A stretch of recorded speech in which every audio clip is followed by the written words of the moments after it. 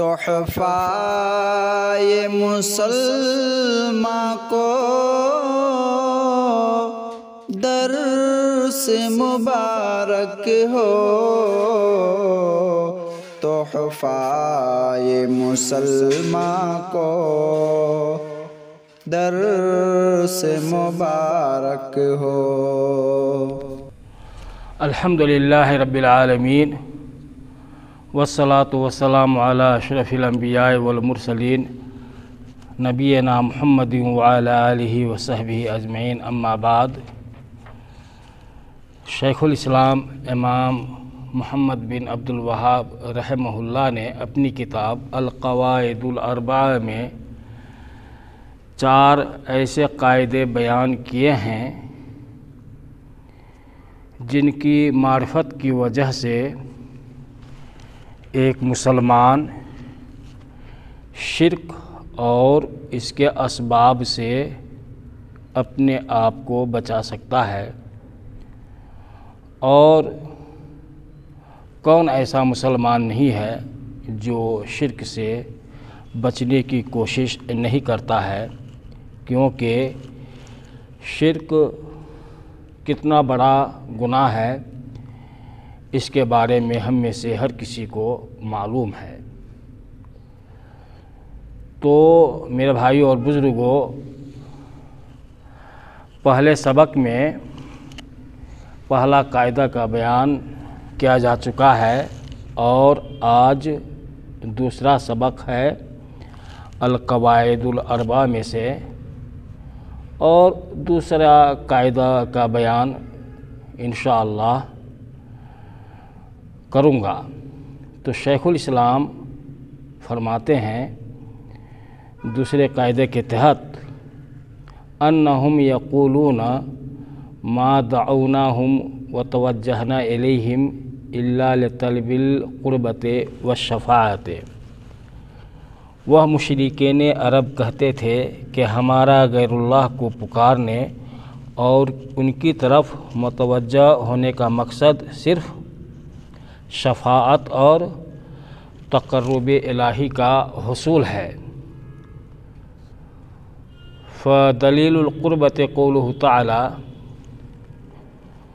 قربت کی دلیل اللہ تعالیٰ کا یہ فرمان ہے وَالَّذِينَ اتَّخَذُوا مِن دُونِهِ أَوْلِيَاءَ مَا نَعْبُدُهُمْ إِلَّا لِيُقَرِّبُونَا إِلَى اللَّهِ زُلْفَىٰ إِنَّ اللَّهَ يَحْكُمُ بَيْنَهُمْ فِيمَا هُمْ فِيهِ يَخْتَلِفُونَ إِنَّ اللَّهَ لَا يَهْدِي مَنْ هُوَ كَاذِبٌ كَفَّارٌ۔ اور جن لوگوں نے اس کے سوا اولیاء بنا رکھے ہیں اور کہتے ہیں کہ ہم ان کی عبادت صرف اس لیے کرتے ہیں کہ یہ بزرگ ہمیں اللہ تعالیٰ کی نزدیکی کے مرتبہ تک پہنچا دے، یہ لوگ جس بارے میں اختلاف کر رہے ہیں اس کا سچا فیصلہ اللہ تعالیٰ خود کرے گا۔ جھوٹے اور کافر لوگوں کو اللہ تعالیٰ راہ ہدایت نہیں دکھاتا۔ ودلیل الشفاعۃ قولہ تعالی وَيَعْبُدُونَ مِن دُونِ اللَّهِ مَا لَا يَضُرُّهُمْ وَلَا يَنْفَعُهُمْ وَيَقُولُونَ هَؤُلَاءِ شُفَعَاؤُنَا عِندَ اللَّهِ۔ اور یہ لوگ اللہ کے سوا ایسی چیزوں کی عبادت کرتے ہیں جو نہ ان کو نقصان پہنچا سکیں اور نہ ان کو نفع پہنچا سکیں، اور کہتے ہیں کہ یہ اللہ کے پاس ہمارے سفارشی ہیں۔ والشفاعۃ شفاعتان، شفاعۃ منفیہ و شفاعۃ مثبتہ۔ شفاعت کی 2 قسمیں ہیں، منفی شفاعت اور مثبت شفاعت۔ فالشفاعۃ المنفیۃ ما كانت تطلب من غیر اللہ فيما لا يقدر إليه إلا الله، والدليل قوله تعالى یا ایہا الذین آمنوا انفقوا مما رزقناکم من قبل ان یأتی یوم لا بیع فیہ ولا خلۃ ولا شفاعۃ والکافرون هم الظالمون۔ اے ایمان والو، جو ہم نے تمہیں دے رکھا ہے اس میں سے خرچ کرتے رہو، اس سے پہلے کہ وہ دن آئے جس میں نہ تجارت ہے نہ دوستی اور شفاعت، اور کافر ہی ظالم ہیں۔ والشفاعۃ المثبتہ ہی التی تطلب من اللہ والشافع مکرم بالشفاعۃ والمشفوع له من رضی اللہ قولہ وعملہ بعد الاذن، کما قال تعالی من ذا الذی یشفع عنده الا باذنہ۔ اور مثبت شفاعت یہ ہے کہ یہ ایسی شفاعت ہے جو اللہ تعالیٰ سے طلب کی جائے، اور شفاعت کرنے والے کی شفاعت اللہ کی اعزازت کے ذریعے عزت افزائی کی جاتی ہے، اور جس کی شفاعت کی جاتی ہے وہ ایسا شخص ہے جس کے قول و عمل سے اللہ تعالیٰ راضی ہو اور اس کے لیے شفاعت کی اجازت ہو۔ جیسا کہ اللہ تعالیٰ نے فرمایا من ذا الذی یشفع عندہ الا باذنہ، کون ہے جو اس کی اجازت کے بغیر اس کے سامنے شفاعت کر سکے۔ تو معلوم ہوا کہ مشرکین عرب جن چیزوں کی عبادت کرتے تھے، جن بزرگان اور نیک لوگوں کے مرنے کے بعد انہیں پکارتے اور عبادت کرتے تھے، تو ان لوگوں کا یہ عقیدہ تھا اور یہ دعویٰ تھا کہ ہم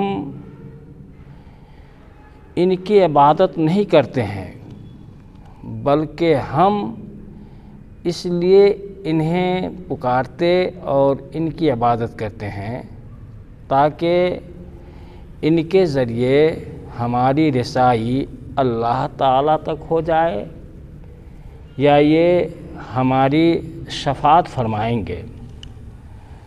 تو شیخ الاسلام امام محمد بن عبد الوہاب رحمہ اللہ نے اس کتاب کے اندر خاص طور سے شفاعت کی قسمیں بیان کیے ہیں، اور شفاعت کی دو قسموں کا بیان انہوں نے کیا ہے کہ شفاعت کی دو قسمیں ہیں۔ میرے بھائیوں اور بزرگوں، شفاعت ہے کیا چیز؟ تو یہ یاد رکھنے کی بات ہے کہ لفظ شفاعت عربی زبان میں شفع سے ماخوذ ہے، یعنی کسی چیز کو جفت اور جوڑا بنا دینا، اور اس کے مقابلے میں وطر آتا ہے جس کا معنی طاق اور اکیلا بنانے کے ہیں۔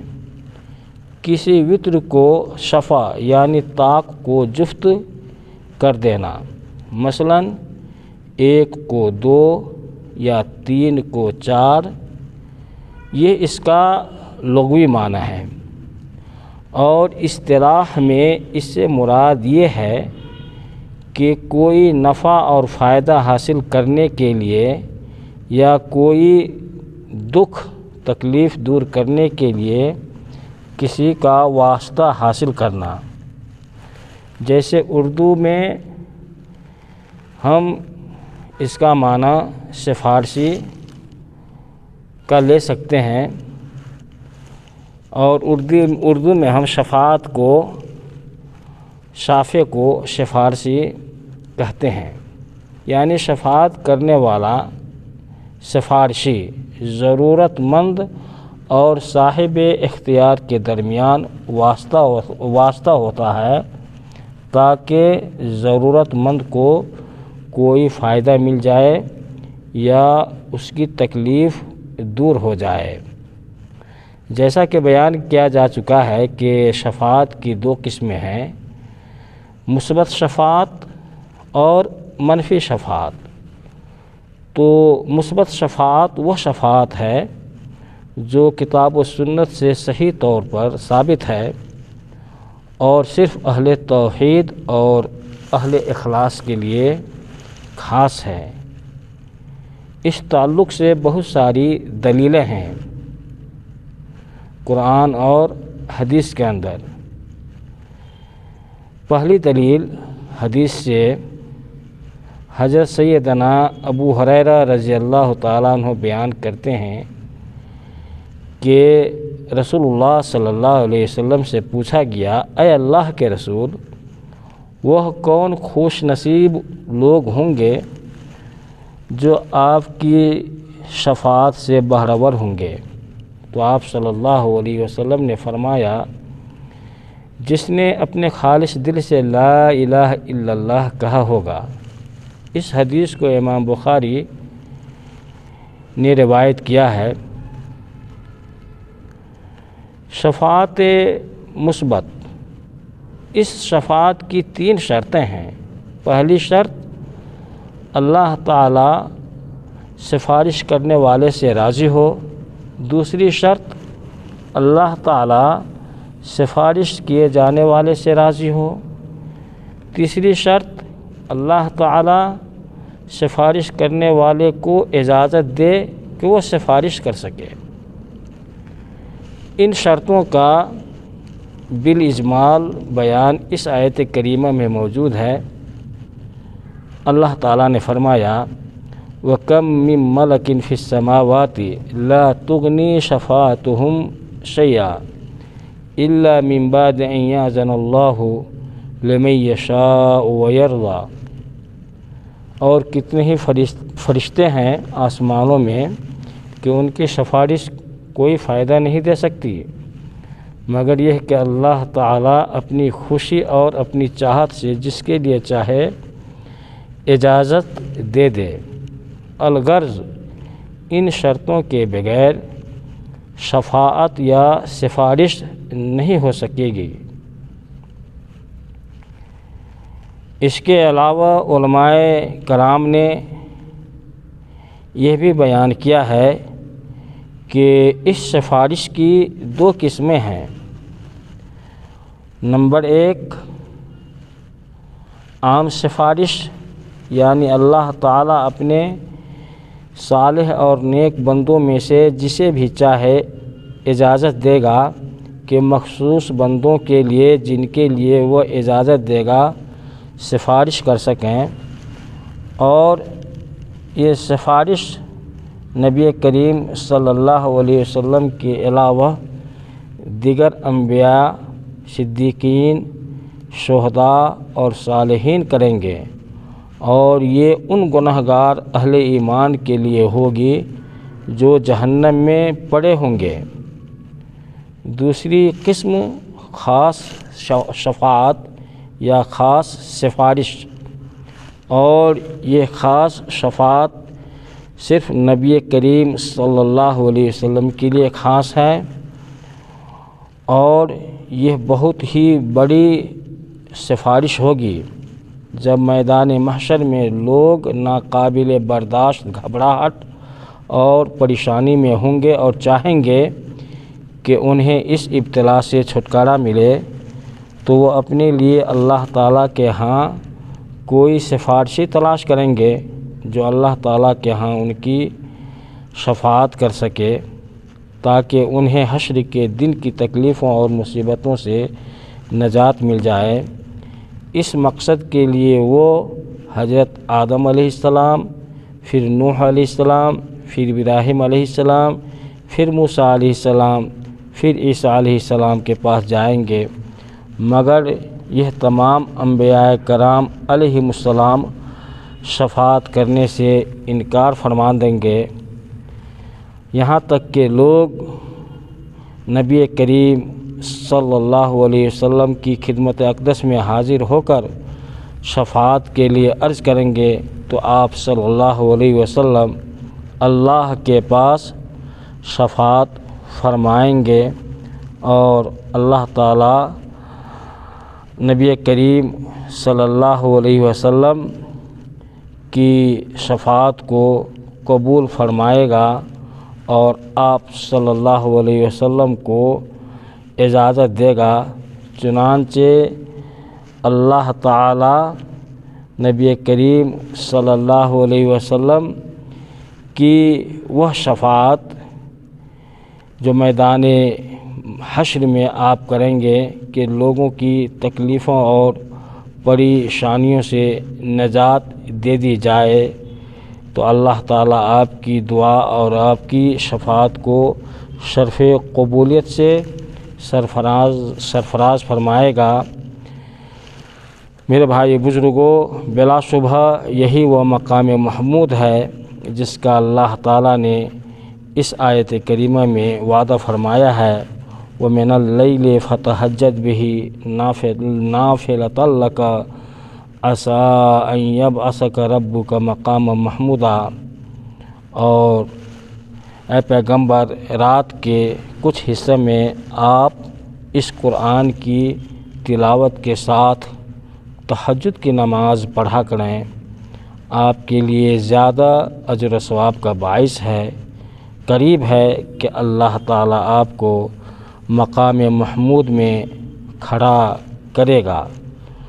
رسول اللہ صلی اللہ علیہ وسلم کو جو شفاعت خاصہ حاصل ہوگی، اس کی ایک صورت یہ بھی ہے کہ آپ صلی اللہ علیہ وسلم اہل جنت کی جنت میں داخل ہونے کے لیے شفاعت فرمائیں گے۔ اہل جنت جب پلِ صراط کو عبور کریں گے تو انہیں جنت اور جہنم کے درمیان ایک پل پر کھڑا کر دیا جائے گا۔ اس موقع سے ان سب کے دلوں کو ایک دوسرے کے بارے میں منفی جذبات سے بالکل پاک و صاف کر دیا جائے گا۔ پھر انہیں جنت میں داخلے کی اجازت ملے گی۔ اس وقت نبی کریم صلی اللہ علیہ وسلم کی شفاعت سے جنتی لوگ جنت میں جائیں گے اور ان کے لیے جنت کے دروازوں کو کھول دیا جائے گا۔ شفاعت کی دوسری قسم شفاعت باطلہ، منفی شفاعت۔ یہ وہ شفاعت ہے جو کسی کے کچھ کام نہ آئے گی۔ اس سے مراد مشرکین کی خود ساختہ مذمومہ شفاعت ہے، جو یہ دعویٰ کرتے ہیں کہ ان کے معبود اللہ تعالیٰ کے ہاں ان کی شفاعت کریں گے۔ یہ وہ شفاعت ہے جو انہیں کچھ کام نہ آئے گی۔ اللہ تعالیٰ نے ارشاد فرمایا، فما تنفعهم شفاعت الشافعین، تو اس حال میں سفارش کرنے والوں کی سفارش ان کے حق میں کچھ فائدہ نہ دے گی۔ تو معلوم ہوا کہ وہ لوگ جو غیر اللہ کو آج بھی اس امید میں پکارتے ہیں، اپنا وسیلہ اللہ اور اپنے درمیان واسطہ انہیں قرار دیتے ہیں کہ یہ ضرور ہماری شفاعت کریں گے، تو یہ ان کا وہم ہے اور بدعقیدگی ہے۔ اللہ تعالیٰ کی اجازت کے بغیر کوئی اللہ تعالیٰ کے یہاں کسی کی شفاعت نہیں کرے گا۔ تو جس طرح سے مشرکین عرب یا مشرکین مکہ کا گمان تھا کہ یہ بزرگان اور نیک لوگ جنہیں ہم پکارتے ہیں یہ ہمارے سفارشی اللہ تعالیٰ کے ہاں ہوں گے یا ہماری نزدیکی اللہ تعالیٰ سے ان کے ذریعے ہو جائے گی، ہمیں اللہ تعالیٰ سے نزدیک کر دے گا، تو ان لوگوں کا گمان تھا، وہم تھا، جس کی تردید اللہ تعالیٰ نے قرآن مجید کے اندر کی ہے اور جس کی تفصیل حدیث کے اندر بھی آئی ہے کہ شفاعت کون کرے گا اور کس طرح سے ہوگی۔ اللہ تعالیٰ سے ہم دعا کریں کہ نبی کریم صلی اللہ علیہ وسلم کی شفاعت ہمیں نصیب ہو اور اللہ تعالیٰ ان لوگوں کو بھی ہدایت دے جو گمراہی کے راستے پر گامزن ہیں اور شرک کے اندر مبتلا ہیں۔ وصلی اللہ وسلم علی تحفہ یہ مسلماں کو درس مبارک ہو، تحفہ یہ مسلماں کو درس مبارک ہو۔